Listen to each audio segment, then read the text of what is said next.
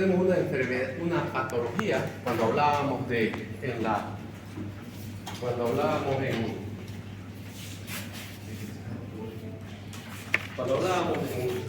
en filiación, estábamos hablando de que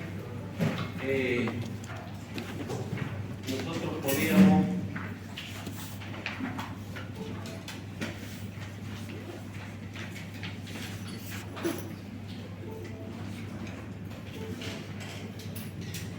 preguntábamos nosotros, decía yo, en la historia clínica, lo que vendría a ser filiación, ¿no? Y habíamos dicho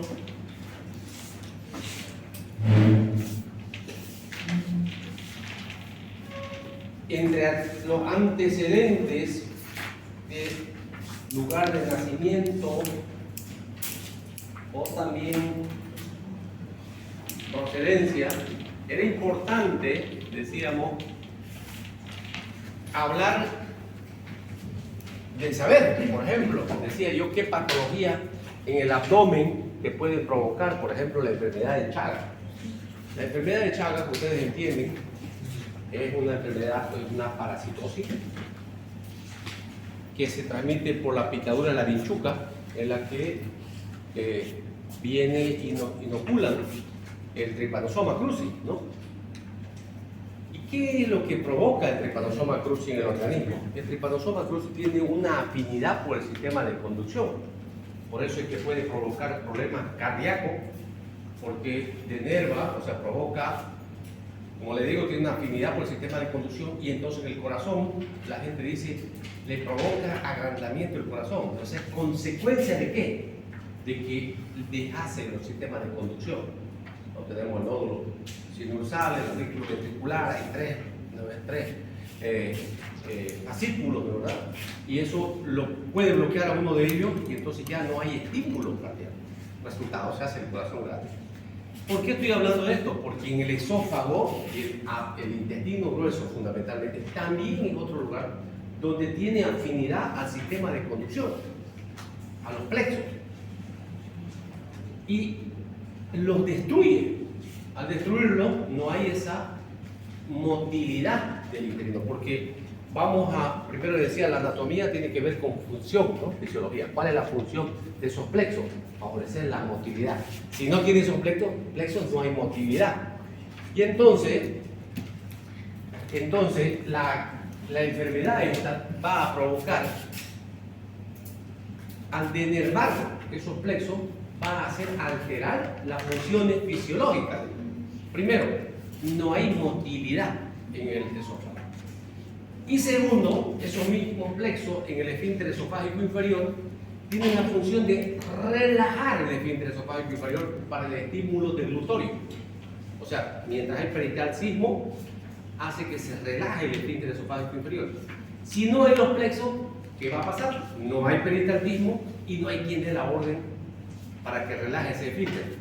Por lo tanto, es un trastorno que altera el cuerpo esofágico, por lo tanto no hay peristaltismo y no hay quien ordene la relajación de este esfínter esofágico inferior. Por lo tanto, también se llama, o sea, los plexos que degeneran en este caso son los plexos de Auerbach, ¿no? Los destruyen, entonces no hay ese ordenamiento, no hay quien ordene, ¿no? Capaz que uno me diría, entonces una solución sería para el reflujo sería que te venga Chagas, ¿no? O sea, ¿no? Podría ver a usted utilizando esa lógica, ¿no? Cabalmente, pero sabemos que esta enfermedad, para que se produzca alteración, mínimamente va a pasar 20 años posterior a la infestación. Por lo tanto, no es la solución que te pique una vinchuca y te provoque Chagas, además que uno sabe si te va a provocar pues, en el esófago, por ahí te hace en el intestino o grueso o en el corazón, ¿no? Entonces, más o menos para que nos vamos dando cuenta de qué es lo que pasa. Esto es para recordar un poquito otra vez la anatomía de lo que habíamos hablado de los tres zonas de constricción, la cricofaringea, la tráqueo bronquial y el esfínter esofágico inferior. Siempre, la mayoría de las patologías de intestino están siempre preponderantemente por encima de un esfínter. Vamos a ver en el estómago, cuando vemos el estómago, vamos a ver que encima del píloro, el mayor porcentaje de lesiones. En esófago, igual, en el tercio distal hay más cáncer. Hemos hablado de reflujo, ahora estamos hablando de acalasia, después vamos a hablar de varices esofágicas, siempre en el tercio distal. Porcentualmente, en patología. ¿Ya? Entonces, la acalasia, como están viendo acá, viene a ser llamado también un cardioespasmo, un espasmo del cardia o esfínter esofágico inferior. Entonces, la enfermedad de Chagas va a provocar dos cosas, dijimos, en el esófago. La denervación de los plexos de Auerbach va a hacer que no haya peristaltismo, por lo tanto, el esófago no tiene motilidad. Y segundo, no hay quien dé la orden de relajar. Aquí mismo estamos viendo cuáles serían los métodos diagnósticos. Clínicamente vamos a ver que el síntoma principal es la disfagia, dolor para la deglución. Yo no puedo comer. Hay también pseudo regurgitación, porque la regurgitación es cuando del estómago fluye hacia arriba. En este caso es pseudo porque no llegan los alimentos al estómago. No hay cómo pase del esófago. Y vemos que el esófago se va haciendo más ancho, más grande. Se hace un mega es grande, ¿no? Un mega esófago. Entonces, si ya tiene alguna posibilidad, lo que tenemos que hacer es una endoscopía. ¿Y en la endoscopía qué vamos a ver? Al meter el endoscopio vamos a ver, si antes hablábamos de esofagitis en el reflujo, aquí lo que vamos a ver es más bien abundante cantidad de restos alimenticios antes de pasar al estómago. ¿Y por qué restos alimenticios? Porque los ha comido, ha masticado, pasa, pero de ahí no puede pasar al estómago. Entonces, al hacer la endoscopía, en esta zona encontrar muchos restos alimenticios, porque no están pasando. Eso es lo más importante. Y al querer pasar, va a hablar de que hay dificultad en el pasaje, porque no está fácil el pasaje. Bien, ya está endoscópicamente más o menos la sospecha, pedimos una radiografía contrastada. ¿Qué puede mostrarnos la radiografía contrastada? Aquí está, mira el ejemplo, este es el esófago.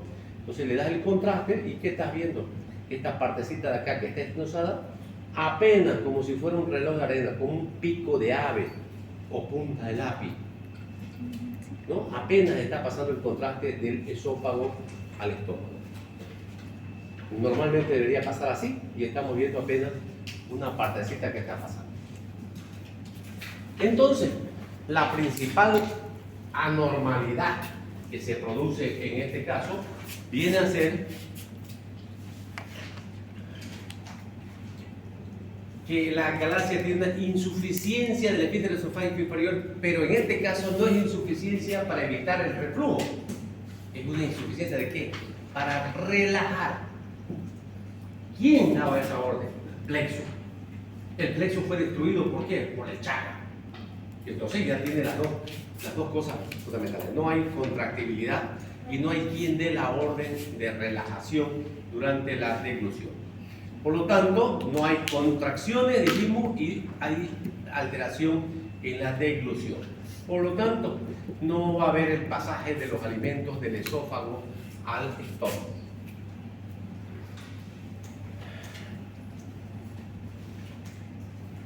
Entonces, la parte fundamental para entender esta enfermedad de la acalasia de esófago es que tenemos que entender la fisiopatología de la enfermedad parasitaria, ¿no? Ya les vuelvo a repetir, ¿será que si me pica la vinchuca, cuál sería, aparte de la picadura de la vinchuca, qué otra forma de transmisión de Chagas existe? ¿Perdón? Oral. Muy poca. De la madre. ¿Perdón? De la madre al feto. Eso es una de las formas. Por eso es que a la mamá se le pregunta, ¿verdad? O sea, no se le pregunta, se le hace.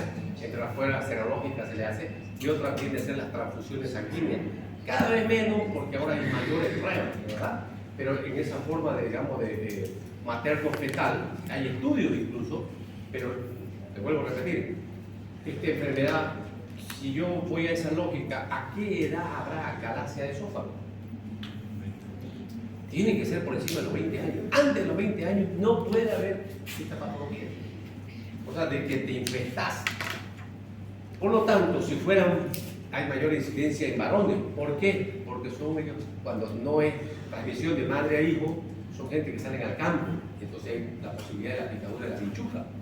Pero para que se produzca la enfermedad, mínimamente 20 años, ¿no? Entonces, la acalasia es un trastorno poco común, se presenta con la misma frecuencia tanto en hombres como mujeres. Ya les decía, ¿por qué hay más frecuencia en hombres? Es porque les decía, por la posibilidad de trabajo, y puede presentarse a cualquier edad, pero es más común en edad de mediana edad o adultos, porque es una enfermedad crónica, o sea, una complicación. No es que provoca la picadura de la vinchuca y ya tenés chagas. No, tampoco en el corazón, ni en el intestino grueso. Es una enfermedad que va a tener que pasar. Todos los que tienen chagas tienen, no, les cuento que no.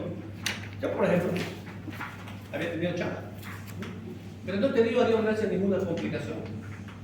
Entonces, vean ustedes, tengo una forma de chagas crónico, pero no he tenido complicación. O sea, no necesariamente vas a tener. ¿Cómo sé que tuve chagas?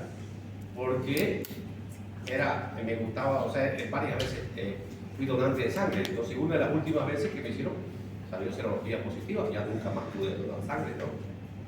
Ya no puedo donar sangre. En Bolivia se calcula que por lo menos el 35 o 40% de la población, especialmente que hubiésemos vivido en área rural, tiene chagas positivas.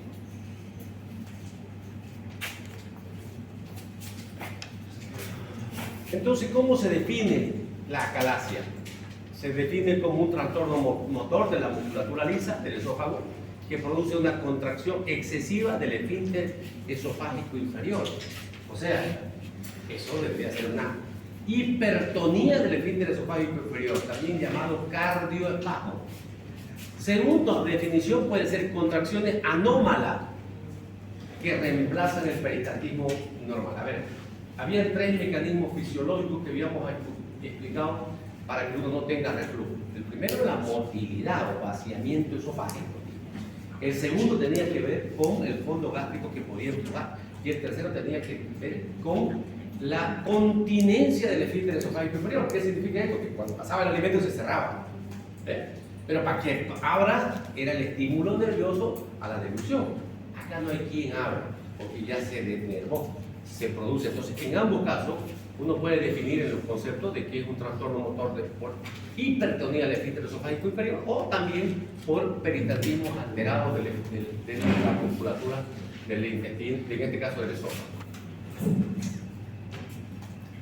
Yo les decía, ¿qué puede encontrarse en una endoscopía? Entonces, si ya has hecho limpieza del esófago, al querer franquear el esófago para pasar el estómago, vas a encontrar esto, un esfínter esofágico cerrado o fruncido, o sea, con dificultad. Te reporta el endoscopista. Una vez localizada la transición esófago-gástrica, se atravesó el mismo con mucha dificultad, porque el endoscopista hace un informe, ¿no? Puede sacar fotos, ahí está la foto. También, ¿qué te puede reportar? Presencia dentro de la luz del esófago, restos alimenticios. Claro, si está aquí cerrado, obvio, pues se van a quedar los alimentos masticados, que estaban masticados encima del esfínter esofágico, ¿no?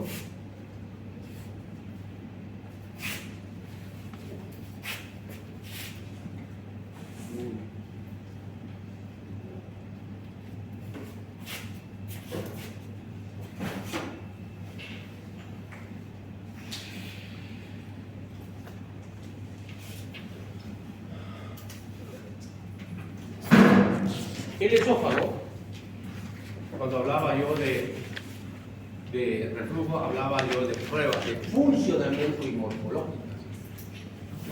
Para hacer estudios morfológicos de forma, aquí ya hicimos uno, ¿no es verdad? O sea, hicimos uno, este viene a ser morfológico, forma, una radiografía contrastada. Pero ¿me está viendo la función? No. ¿No? Entonces necesito yo también tener pruebas de funcionamiento.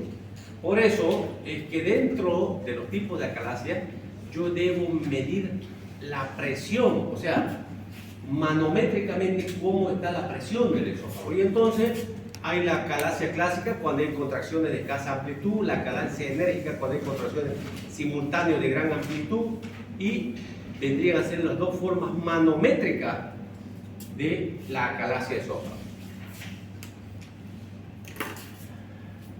Ahora, respecto de etiología, la más frecuente de todas estas viene a ser, ¿no?, cuando es primaria, o sea, existe un esfínter esofágico inferior hipertenso junto a la falta de relajación del esfínter, ¿no?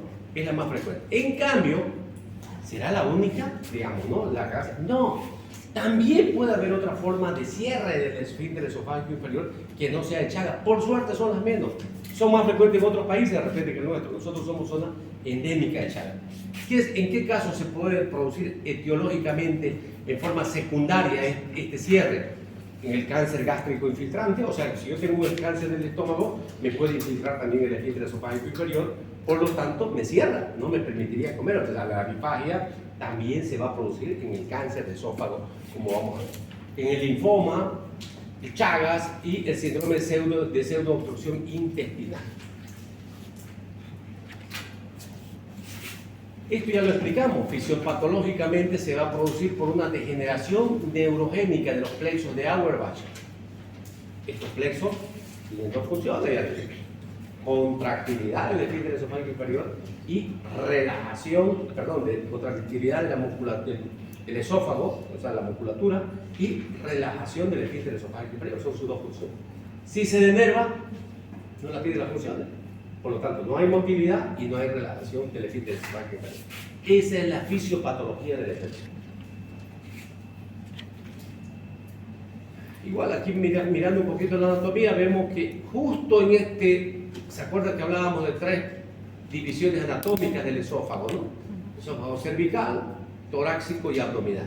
En estos 2 o 3 centímetros, decía yo, son los más importantes, donde vamos a ver más patología. Ahí también se trabaja para hacer el problema del reflujo gastroesofágico, porque hay una incontinencia del esfínter. Y aquí también vamos a trabajar quirúrgicamente cuando hablemos de acalasia. Ya van a ver que el tratamiento es completamente opuesto. En el reflujo gastroesofágico nosotros creamos un manguito, ¿no, verdad? O sea, creamos un esfínter en todo caso, ¿no? Acá, ¿qué deberíamos hacer si no se puede relajar? Lo lógico fuera que le pusiéramos algún nervio otra vez, ¿no? Para que el nervio dé la orden. ¿Se puede hacer? Por el momento no. Yo espero que alguno de ustedes de repente se idee y de aquí a un tiempo ya estén hablando otro tipo de cosas. Por el momento no. Entonces, ¿qué se hace en este caso? Se rompe el esfínter. Esfínterotomía. Porque no hay otra manera para que los alimentos pasen. ¿Y dónde va a ser el tratamiento quirúrgico? Justo en estas 2 partes. Para eso es la importancia de la anatomía, de lo que hablábamos, de las fibras circulares y longitudinales que tiene el esófago, que hay que cortarlas ambas. ¿Cuáles son los síntomas de esta enfermedad? El síntoma principal y más frecuente es la disfagia. ¿Qué es la disfagia? Dolor a la luz. O sea, este paciente con acalasia siente disfagia al principio, igual que en el cáncer. No, o sea, perdón, disfagia es dolor, pero es gradativa. En primera instancia va a ir sintiendo primero para alimentos muy sólidos, después el paciente va a ir igual como en el cáncer, cambiando de alimentación, él mismo busca hacerse pastosa, o sea, los alimentos, y finalmente líquidos, y después no pasa nada, igualito no pasa nada. Hay una regurgitación que viene a ser en realidad una pseudo regurgitación, y es más frecuente en las noches, simula como si fuera de repente si fuera un reflujo gastroesofágico. ¿Por qué? Porque los alimentos se han quedado en el esófago. El paciente se recuesta para dormir y siente que se le vuelve, o sea, piensa, podría, vean ustedes, ¿no? ¿Qué es importante acá? La epidemiología, el saber preguntar procedencia, lugar de nacimiento, o como decía el compañero, de repente la mamá tuvo antecedentes de Chagas, ¿no? ¿Qué más puede haber? Dolor en el pecho, puede irradiarse a la espalda, cuello, especialmente después de los alimentos por esa misma disfagia. Hay una pérdida de peso involuntaria. ¿A qué se refiere esto? El paciente no puede comer. ¿Cuál es la lógica? Va a perder peso. Yo no deseo que nosotros lleguemos a hacer diagnóstico de VIH o sea, de SIDA a un paciente que se está muriendo, ¿no? O un paciente que está con carcinomatosis, que lo vea caquético demasiado, ¿no? Anémico, que hacer diagnóstico de cáncer, ¿para qué? Pues ya no. Nosotros tenemos que adelantarnos y vamos a ver que también hay grados de la acalasia. Y en el grado 4 prácticamente lo único que te queda es reemplazo, por lo tanto no es bueno llegar a esa instancia para hacer diagnóstico. Hay que intentar hacerlo antes. ¿Por qué acidez? ¿Por qué habrá acidez? La maceración de esos alimentos que no están pudiendo ser pasados. O sea, se quedan en el esófago y empiezan a, si ustedes quieren macerarse o putrificarse, porque hay hasta halitosis a veces, y entonces eso provoca esa supuesta acidez. No existe acidez, o sea, no tiene el paciente, porque la acidificación sería, ¿de verdad? Porque hay reflujo, no hay. Y puede haber síntomas inespecíficos también, pues, ¿no? Igual, porque les vuelvo a repetir, esa pseudo-regurgitación puede provocar que el paciente haga nuevamente, pase los alimentos al esófago, ¿no? Del esófago a la vía aérea. Clínicamente ya hemos sospechado, la epidemiología también nos puede ayudar, pero vamos a confirmar con algún método morfológico y ahí está la radiología. En este caso, nosotros lo que se hace es dar bario, el bario es un contraste radio opaco, donde vamos a ver ausencia de aire en la cámara gástrica porque no está pasando básicamente. Y se divide, o se clasifica, en 4 grados radiológicamente. Entonces, ¿qué es lo que hace la radiología? Le da el contraste y le di cuánto está de dilatado, o sea, de ancho. ¿Ves? No el grosor de la pared, sino ves cuánto de diámetro tiene la luz del esófago. Eso es lo que busca uno con este estudio. Y entonces, grado 1 es cuando el esófago llega a medir menos de 4 centímetros de diámetro. El grado 2 de 4 a 7 centímetros de dilatado. El grado 3 de 7 a 10. Y el grado 4 más de 10 centímetros. Prácticamente el grado 4 ya no tiene tratamiento de resolución más que trasplante, o sea, no trasplante, resección del esófago y hacer un nuevo esófago, desde su estómago o colon, lo que busca rápido ya no te funciona, en este caso ya el esófago, ¿no? Aquí estamos viendo, miren, un estudio radiológico contrastado. Lo que están viendo, esto acá es el contraste, pero vean ustedes, hay algunas zonas media negruzcas, ¿no? Entonces hay aire y también hay restos alimenticios. Entonces, ¿qué estamos viendo acá? Un esófago grado 4, midiendo más de 10 centímetros de diámetro, o sea, de un lado al otro lado, y prácticamente es un desfiladero, casi nada está pasando ya del mismo contraste al estómago. Entonces, pasó después, pero ven poquísimo, es una línea apenas la que está pasando. Entonces, esta es una acalasia grado 4. El signo, este es igual grado 4, ya hay falta de peristaltismo, o sea, ya no hay obstrucciones, ya no tiene contractilidad eso, no tiene contractilidad. Y es el signo típico del pico de ave o punta de lápiz también se llama, ¿no? Entonces típico porque apenas es una línea la que está pasando el contraste del esófago al estómago. Este ya no es un grado 4, que vendría a ser un grado 3, ¿no? Terminación en pico de pájaro o punta de lápiz. Este es lo típico que van a ver en una radiografía contrastada. La endoscopía te puede ver, claro, la endoscopía, vos metés el endoscopio, vas a llegar acá, vas a ver muchos restos alimenticios porque no están pasando y vas a describir que hay dificultad en el pasaje del esófago al estómago. Eso sería lo que te va a decir la endoscopía. Pero para ver el diámetro, para ver cuánto de dilatado, no te va a poder ver el endoscopio. Yo ingreso aquí al curso y de repente no puedo ver la dimensión, no ver de las paredes, ¿no? Entonces aquí para saber la anchura, tengo que meterle el contraste, o sea, para saber cuánto de dilatado está el esófago. Aquí están los diferentes tipos radiológicos. El grado 1, habíamos dicho, menos de cuánto, de 4 centímetros. Grado 1, ¿no? Menos de 4 centímetros. El grado 2 va de 4 a 7 centímetros. El grado 3 de 7 a 10 centímetros. Y el grado 4 más de 10 centímetros. Entonces, radiológicamente, a eso sirve. ¿Esto es un solo paciente? No, son 4 pacientes diferentes. Seguramente empezó el número 4, en un momento de su vida tuvo también grado 1. ¿Y por qué pasó? Porque no le hiciste buen diagnóstico, porque no lo trataste en su momento, y va a acabar obviamente en grado 4, que es prácticamente muy complicado de operar. Aquí está esquemáticamente mucho más sencillo, ¿no? El grado 1, menos de 4 centímetros, grado 2, de 4 a 7, de 7 a 10 centímetros el grado 3, y más de 10 centímetros el grado 4. Esto es estudio radiológico, ¿no? Radiológico contrastado. La tomografía te puede servir, claro te puede servir. Miren ustedes, aquí prácticamente es como que en el mediastino, miren, ni se está viendo el pulmón derecho, casi ni se está viendo. ¿Por qué? Porque el esófago está tan dilatado que ya tiene, esto por si acaso vendría a ser un signo típico que lo vamos a ver después cuando hablemos de obstrucción radiológicamente, granos de café, ¿no? O miga de pan, perdón, ¿no?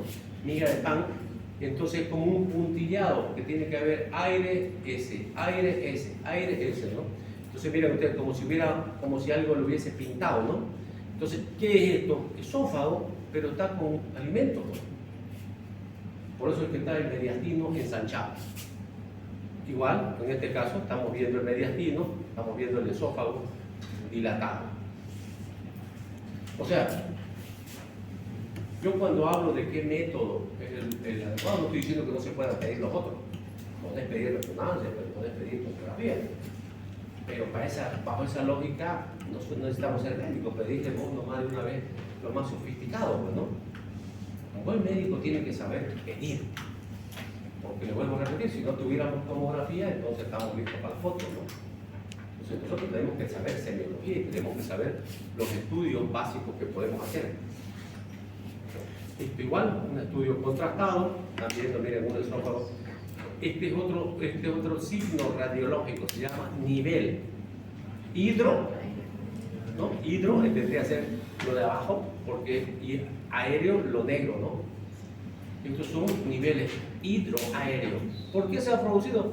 Porque obviamente en esta parte de acá están los alimentos más condensados, igualmente, ¿no? Y la parte de arriba, aire, y por eso se llama nivel.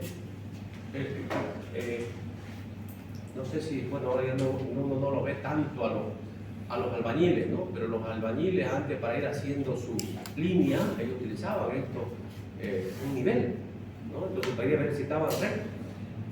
Y eso es lo que medían esto. Entonces era igual, aire y agua. Entonces cuando estaba rectingo, el nivel está bueno, decía, ¿no? Entonces para que no le salga chueca, ¿no? Entonces vean ustedes, tiene una justificación. Y manométricamente decíamos, la manometría, ¿para qué me va a servir? Me va a servir cabalmente para el pronóstico del tratamiento, porque ya el diagnóstico está hecho. Ya grado 1, 2, 3, 4, ahora tengo que saber cuánto es la presión, ¿no?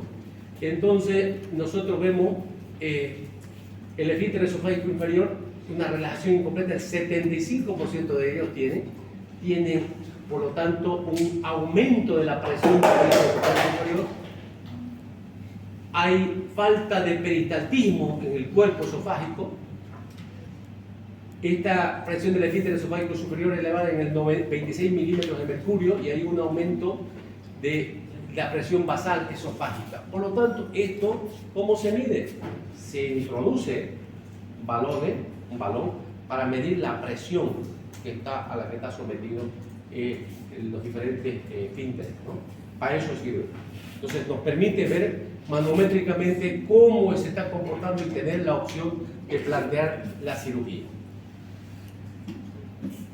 Una vez hecho el diagnóstico, lo que nos queda es hacer el tratamiento. Siempre uno intenta ir de lo más básico a lo más complejo. A ver, ¿qué tipo de alimentos provocaban relajación del esfínter esofágico inferior? Café, menta, chocolate, alcohol, grasa, ¿no? Decíamos que eso tenemos que evitar en el reflujo. Por lo tanto, yo podría recomendarlo acá. Probablemente porque yo lo que busco es el efecto contrario, ¿no? Pero no hay esa orden, no hay la orden neurológica. Por lo tanto, entonces hay alternativas farmacológicas. Por ejemplo, los bloqueadores de las canales de calcio, recuerdan que ustedes decíamos, ¿no es verdad?, que te pueden provocar relajación del esfínter esofágico inferior, decíamos, ¿no? Por lo tanto, no tenés que usarlo. Acá sí podrías utilizar los nitritos, que vendrían a ser tratamientos cardiológicos, te pueden ayudar. Y miren qué aparece acá, la toxina botulínica. La toxina botulínica, hay dos tipos de accidentes ofídicos, ¿no? Los hemorrágicos y los neurológicos. El veneno del botox provoca parálisis, o sea, la gente muere flácida, no sangra. El hemorrágico sí sangra el paciente, que es la mayoría, ¿no? En este caso, el botox, conociendo esa función que te hace la toxina botulínica, de que te mata al ser la persona que sufrió una mordedura de serpiente, en este caso podríamos utilizar su misma toxina para inyectar a la musculatura del esófago, mediante endoscopía, obviamente, ¿no? ¿Qué busca? Relajar el músculo. ¿Lo trata definitivamente? No. O sea, va a ser transitorio. No te da la solución definitiva, o sea, solamente transitorio. Se puede utilizar. Luego va avanzando, ¿no? Lo otro ya viene a ser, ya les decía, hay que romper ese esfínter. Y para eso hay bujías o dilatadores metálicos. Con anestesia el paciente se lo da como si fuera un sable, lo hace tragar. Si está cerrado, pasas eso para que rompa la fibra. O sea, estás rompiendo el esfínter, lo forzás. ¿Va a ser definitivo? No. ¿Por qué? Le solucionar el problema transitoriamente. ¿Y qué va a pasar después de la cicatrización? Después de una ruptura, ¿qué hace el organismo? Cicatriza. Entonces, después de un tiempo, otra vez lo va cicatrizando, ¿verdad? Entonces, no es definitivo. Podés hacerlo por vía también neumática, o sea, meter un balón desinflado e inflar. Ya vamos a ver ahorita los ejemplos, ¿no? Pero es otra opción. Y finalmente nos queda a nosotros la quirúrgica, que es la que yo le decía. ¿Por qué estamos hablando de acalasia en cirugía?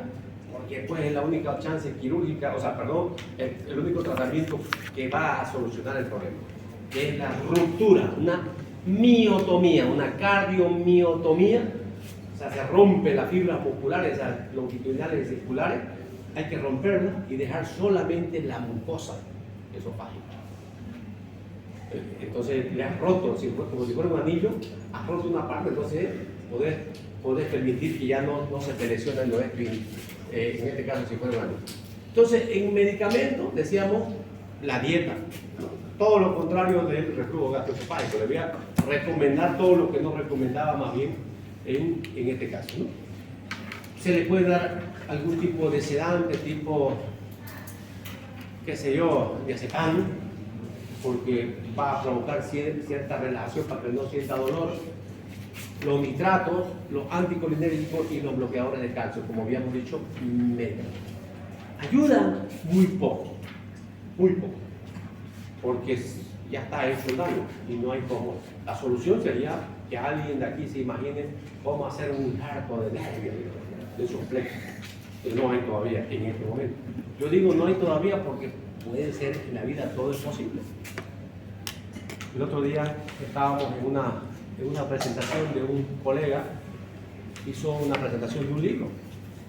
El colega que sale de aquí de la clase de medicina interna, Víctor Hugo Vargas, también igual que yo, él estaba 1 o 2 años antes que mí en Sucre, hicieron un libro, ha hecho un libro un colega.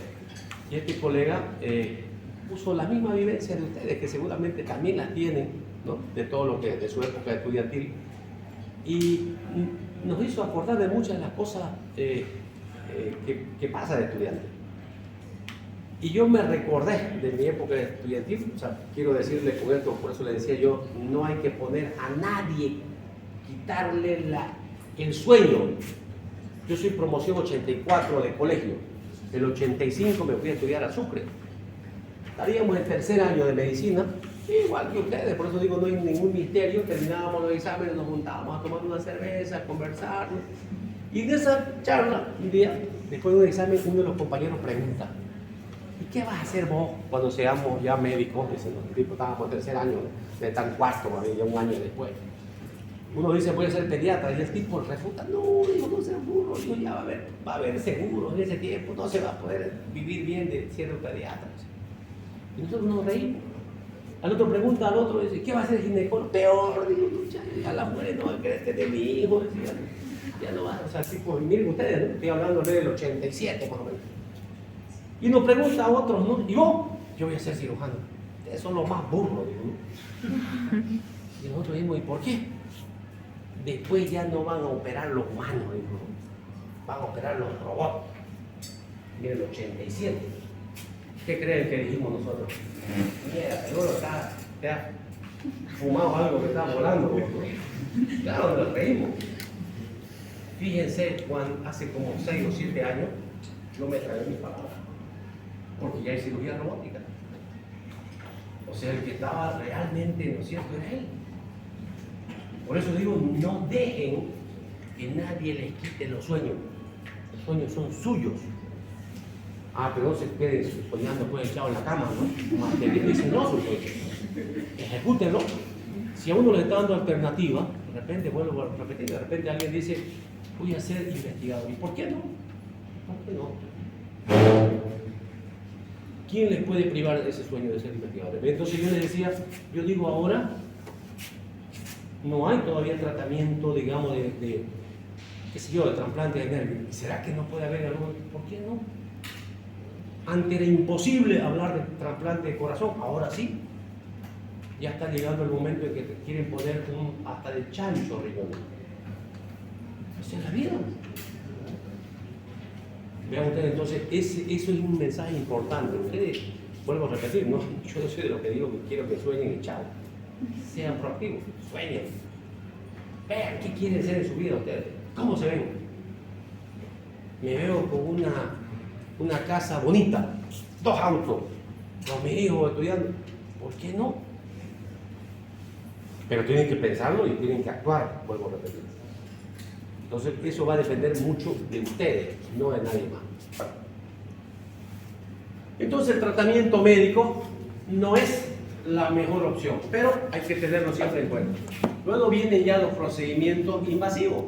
En eso está ya la inyección de toxina botulínica. Y finalmente, la ruptura mecánica de la fibra vendría a ser mediante dilatación. Mientras sea un cirujano el que la haga, va a ser un poco más agresivo. Los endoscopistas no es que sean malas personas, pero ellos tienen un poquito más de recaudo, porque si hacen una dilatación y se perfora, caramba, entonces ellos prefieren no forzar mucho. El cirujano a veces es un poquito más intrépido de repente, porque si se perfora, lo opera, ¿no? Y luego viene ya la miotomía quirúrgica, que es la sección. Esta es la miocardiotomía de Heller. Aquí están cómo se puede hacer dilatación con balón. Hemos hablado de que hay un cardioespasmo. Aquí están viendo un balón con un insuflador y su manómetro. ¿Qué se va a hacer? Se introduce mediante endoscopía este balón y se pasa el esfínter esofágico inferior, por lo menos se lo deja acá, y entonces después lo insufla y vas rompiendo. O sea, está así, le metes un balón y lo insuflas. Entonces rompes adentro, o sea, elongando de adentro, ¿no? Eso es lo que buscan. Entonces, introducido así, pasas esto, lo atravesas hasta que pase el esfínter esofágico inferior y recién insufla. ¿Ves? Entonces insuflar y estás rompiendo lo que estaba estenosado, estás rompiendo hacia afuera. Es una miotomía, pero de adentro. Lo que vamos a hacer después va a ser quirúrgico, ya de afuera, vamos a romper la fibra de afuera. Es mejor, obviamente. Pero si yo soy una persona mayor, no estoy en condiciones de que me operen, entonces lo ideal es que me hagan dilatación para que pueda tragar, ¿no? Aquí están viendo, miren, ya colocado el balón, aquí están viendo, le he hecho una cinturita, incluso el esfínter, ¿no? Aquí está el problema. Esto no ha entrado así, no ha entrado desinflado, Y una vez colocado, entonces lo insuflamos y rompe. Vamos a ver una imagen donde este era el paciente previo a esta insuflación. Entonces, perdón.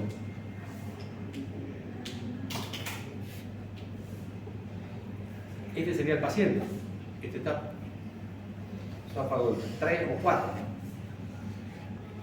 Ya no das para hacer miotomía. Entonces le pones el balón. Le pones el balón, insuflar, y este sería tu resultado posterior. Miren. ¿Qué pasó? Rompiste la fibra y está vaciando. ¿Es definitivo? No. Va, lamentablemente, la tendencia fisiológica es a la cicatrización otra vez. Por lo tanto, tendrías que hacerle dilataciones cada 6 meses, cada 8 meses, cuando tenga síntomas del paciente. Entonces, ven, este es el procedimiento que tiene que ser endoscópico, obviamente. Hay diferentes. Esto era lo más antiguo. Esto eran prácticamente, si vale el término, reutilizables. Todo era reutilizable antes. Ahora ya tenés todo, no chino, pero ya tenés más desechables, ¿no? Ya les contaba yo a ustedes antes, para colocar inyectables, las agujas eran reutilizables, había que esterilizarlas. Las jeringas también. Ahora no, todo lo compras y todo lo desechas, ¿no? Entonces, lo mismo sucede, vean ustedes, son balones de ese tipo. Y aquí está, ¿no? Se está colocando, se pasa, y una vez que haces eso, se produce la dilatación, en este caso. Pero, decía yo, no es lo definitivo. Entonces, lo definitivo es que hagamos una miotomía quirúrgica, o sea, cortar. Bajo esa lógica, aquí estamos viendo la anatomía, tenemos fibras longitudinales circulares. ¿Y cuál sería? Primero viene la serosa, ¿no? La parte más externa. Luego, las dos fibras hay que seccionarlas. La longitudinal y la circular hay que seccionarla y que quede solamente la mucosa. Entonces, si yo he abierto esto, entonces va a salir así, va a brotar así, ¿no? De afuera, como un coto, la mucosa. El peligro está en que también hubiese perforado la mucosa, ya se produce una perforación. Es un riesgo, pero en buenas manos, cada vez menos problemas. ¿Y qué hacemos una vez hecho esto? Para evitar cabalmente esa posibilidad de que exista, de que hubiese perforado, una posibilidad es que le hagas la técnica de Nissen. O sea, aparte de esto, ¿cómo es eso? Dice uno, si ya lo que he buscado es que no... ¿Cuál sería la complicación? Perdón, a ver, ¿cuál sería la complicación, aparte de esa perforación, de que ya no tenga el esfínter, que ya no tenga la fibra? Reflujo. O sea, secciono esto, y el paciente después se puede volver más bien tener reflujo. Por lo tanto, aparte de hacer la miotomía, ya tiene que pensar en hacer una técnica anti-reflujo. Y una posibilidad es hacer la Nissen, ¿no? La que vimos el otro día. Y la otra posibilidad es llevar el fondo del estómago así, ponerlo como un parche. O sea, la miotomía, se cortan las fibras y se le pone como un parche el mismo estómago encima. Y hace, ¿para qué? Solamente suturar los bordes para evitar que la cicatriz, o sea, que otra vez se tiendan a cerrar eso que vos cortaste. Ese es un objetivo. Y el otro objetivo, que tapes eso. Y el tercer objetivo, el más importante, que estás convirtiendo en una técnica antirreflujo. Porque este mismo un fondo gástrico que decíamos que servía, ¿lo ves? Para acá, al ponerlo encima, forma gases y empuja para que no se produzca de esa manera. Entonces, la técnica quirúrgica, lo que les mostraba acá, va a consistir en cortar los músculos, miotomía, ¿no? Entonces, vamos a, primero la serosa, luego las fibras longitudinales y finalmente las circulares. Entonces, al no tener las fibras musculares, por acá lo que queda es la mucosa, nada más. Lo único que va a quedar, o sea, que va, entre comillas, proteger es la mucosa. Y por eso decía, al estar así, igual, como les decía en la miotomía con dilatadores o con cualquier cosa, igual la tendencia sería que cicatrice igual, ¿no? Entonces lo que haces es poner el estómago acá, suturas esta parte del estómago y esta parte, o sea, para que esto no se tienda a cerrarse.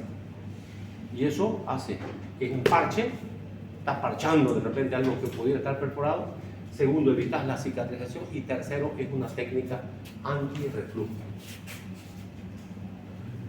Esta es la otra posibilidad, esta es la técnica anti-reflujo de Nissen, ¿no? Que ya les decía, no es que sea más difícil ni nada, sino que tienes que liberar más espacio. En cambio, con la otra técnica de parche, podés solucionar el problema. Esto es un preoperatorio. En el postoperatorio vean ustedes cómo mejorar. Preoperatorio, postoperatorio, en ambos casos fueron pacientes operados. Entonces, el resultado es bueno, normalmente, haciendo esta miotomía. En ambos casos el resultado es bueno. Esto es lo que les decía, vean ustedes, para hacer la técnica anti-reflujo en los pacientes que hacen miotomía, así se vería. Igual, ¿no? Entonces, pero en cualquiera de ellos lo más importante para que dé resultado es que tenés que seccionar la fibra muscular. Serosa las dos fibras musculares y dejar solamente la mucosa. Ya se queda sin esfínter. Resultado, el paciente podría tener reflujo. Para evitar eso, hacer lo otro que hemos hecho. Porque si no, la complicación. ¿Cuál era la complicación quirúrgica de hacer la Nissen? Que no puedas tragar ya después, ¿no? Por eso decíamos, hablábamos de calibración, ¿no? Decíamos, si es abierta, vos calibrás con tu dedo, o sea, para que no esté muy abierto. Y cuando haces la laparoscópica, le metes una sonda de Fouché, ¿no? Haces pasar el esófago, cosas que cuando hagas la técnica no quede apretado, pues no vas a poder apretar porque hay algo adentro, ¿no? Entonces va a quedar como calibrado. Ese sería el término adecuado, la calibración. ¿Ven? La calibración.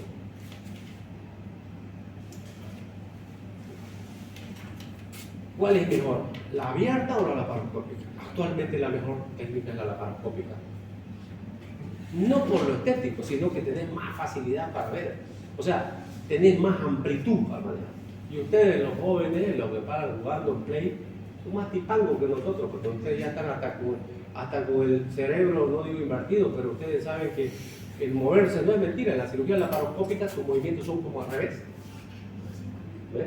Entonces eso ya lo van a, ustedes ya de por sí de tanto jugar play, ya son tipangos, digamos, ¿no? O sea, lo que juegan play no quiere decir que vayan a ser cirujanos. Entonces la cirugía laparoscópica, esto permite esta visualización. ¿Qué vas a hacer? Igualito lo que estamos diciendo. Mediante la laparoscopía, seccionar primero la serosa, la fibra longitudinal, luego la circular, hacer el parche y se acabó tu cirugía. Eso es una miocardiotomía. Una posibilidad, dijimos también, es que el cáncer del tercio inferior también te provoque megaesófago. Pero ahí no está habiendo una degeneración del sistema de conducción. No es así, ¿no? ¿Verdad? Acá ya es mecánico, la dilatación es mecánica. Una persona que tiene megacolon chagásico, o sea, megacolon chagásico no tiene fibra igual en el intestino. Una persona psiquiátrica o una persona que no tiene el hábito normalmente porque ella misma se provocó de no ir al baño seguido, ¿puede hacer grande su colon? Sí, pero ya no es de causa chagásica. ¿Por qué? Función hacia el órgano. Si no va todos los días al baño, va a tener más heces, más gases, y entonces se va a hacer más grande el colon. Lo mismo pasaría acá. Un problema de cáncer hace que el estómago, el esófago, esté dilatado, pero esto es solamente por una neoplasia del tercio inferior del estómago, solamente del esófago, perdón, solamente para mostrar la posibilidad. ¿Alguna pregunta? La pregunta.